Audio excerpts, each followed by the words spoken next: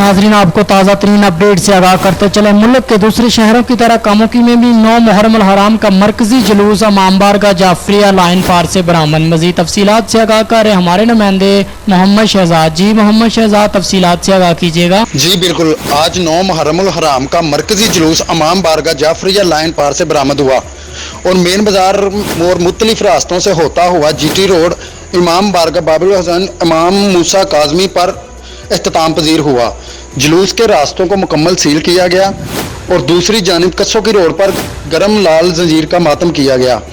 اگر یہاں پر سیکورٹی کی بات کی جائے تو نہایت سخت انتظامات دیکھنے میں آ رہے ہیں۔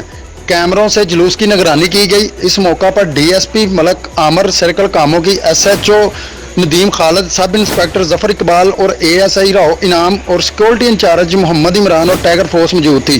جلوس کے راستوں میں دودھ اور پانی کی سبیلوں کا انتظام کیا گیا۔ کیمرہ ٹیم کے ساتھ بیورو چیف محمد شہزاد، 29 نیوز، کامونکی، گجرانوالہ۔ محمد شہزاد، آپ کا بہت شکریہ۔